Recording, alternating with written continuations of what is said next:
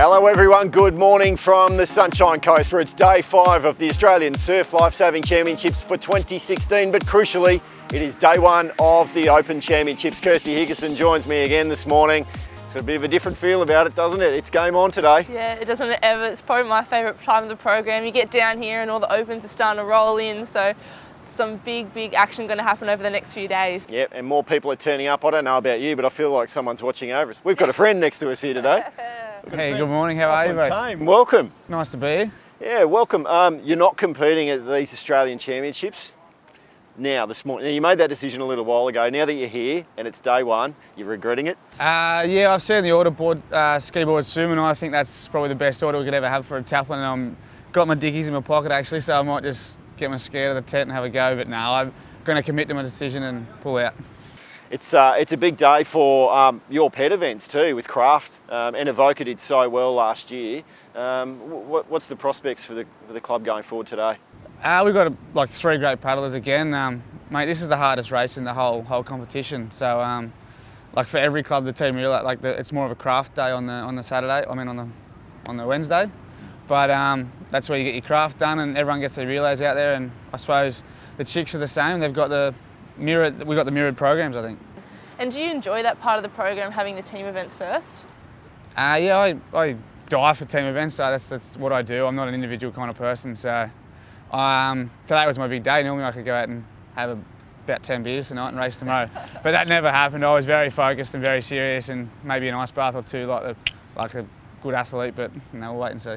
Last year we saw a magic afternoon on that first day of competition. Riley Fitzsimmons really put his name out there, and he had 3 magic moments in a row, and you were part of that team crew. Is there a better feeling than winning a team gold medal at the Australian Championships? Nah, because you've got someone to high five at the end of the race. If you're by yourself, it's like, where do you put your hands? It's like they're just floating. So, no, you got teammates to celebrate with, and then you've always got a friend at the bar, so it's perfect. I'm sure Evoca would like to feel as though they're the team to beat this year, but there's plenty of contenders. Can you give us an idea of who we should be looking out for today? You've got Trig Island from Perth, you've got the Northcliffe boys, Newport. I'm sure they're all maybe state champions. I think Currumbin took out the Queensland titles, so that's Currumbin, Newport, New South Wales, Queensland, the State of Origin battle. But I don't know, it's a whole different kettle of fish coming into Aussies, as you know, Kirsty. Yeah, definitely, and especially with the girls, you start looking at those big clubs, like you've got your Northcliffes and your Currumbins that have done really well over the past few, the season, and then you've got your big clubs like Newport down in New South Wales. So really interesting to see how the girls go today.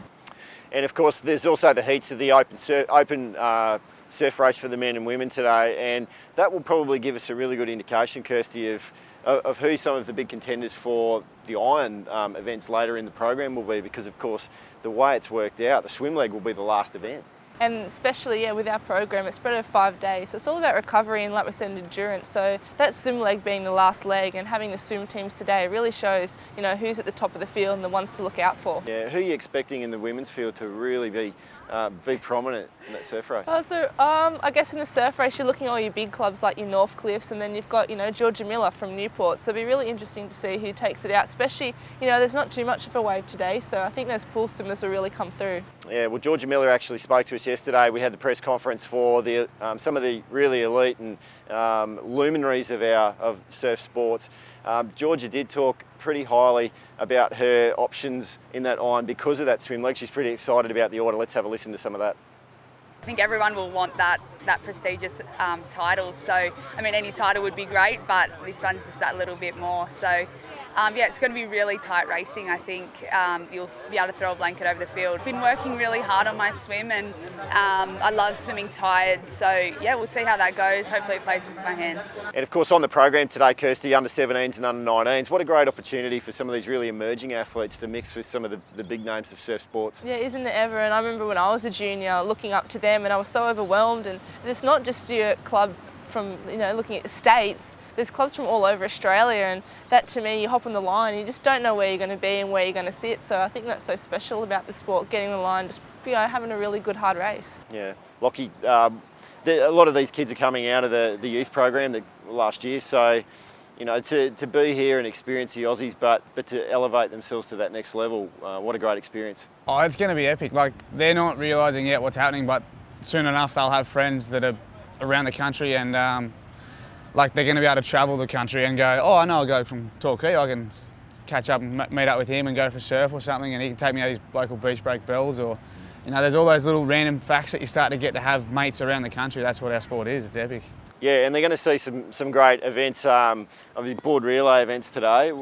Mate, these 17s board relays are going to be as hot as the Opens. Like, these kids can be as good as the Opens. They're just light, no one can sit on their wash, and it's game on. It's going to be cool to watch. Kirsty, who do you see as the real leading contenders in that board relay final this afternoon? I was sort of looking at the big Queensland clubs. So you've got your Northcliffe and your North Burleigh clubs that go pretty well, and even your Currumbin. So I'm not too sure about New South Wales, but I'm pretty sure Newport will be up there. So really interesting to see.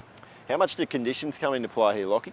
Well, everything. We need a bit of surf, a bit of luck. I heard yesterday in the Masters there was a bit of coming in first in one leg, coming in last in the next leg, coming back to first in the next leg. Like, it was pretty fickle out there, so it's good to see a bit of chopping and changing. It's like the Stephen Bradbury of sport. Yeah, well, let's have a look at how those conditions might play out throughout the day with our coastal safety expert, Stephen Leahy. Thanks, Paul, and good morning, everyone. Look, what a cracker of a day it is today for the first day of the Opens here at Maroochydore. Conditions are ideal for competition. We've got waves about 1 to 1.5 metres. We're going to see that bank become exposed again at the low tide. Now, that's just after 1 o'clock. High tide today has been at 7 a.m. this morning. Wind at the moment, at this hour, we've got that coming from the west. Later in the day, that's going to turn to the south. That intensity will increase, likely to see a little bit more chop. There is absolutely no reason why we can't proceed today. It'll be a great competition. Back to you, Paul. Thanks for that, Steve. Lockie, it would be remiss of us while we've got you here not to congratulate you on your recent selection in the Australian Olympic team. You're off to Rio. Congratulations. Cheers, thanks very much. It's a pretty humbling experience, I suppose, being a kid that was in the 17s getting last in the heats and knocked out on Saturday, or knocked out on Friday, so it's pretty cool to be that kid that I suppose makes a final now.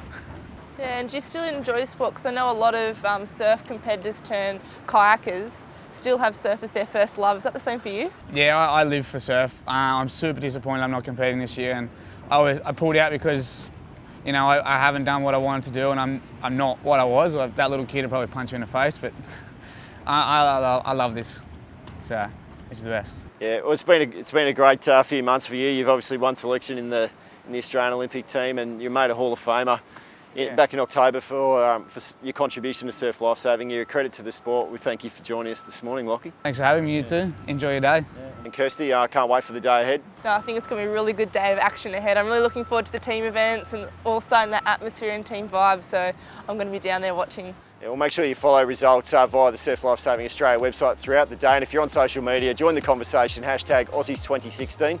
We'll see you this afternoon.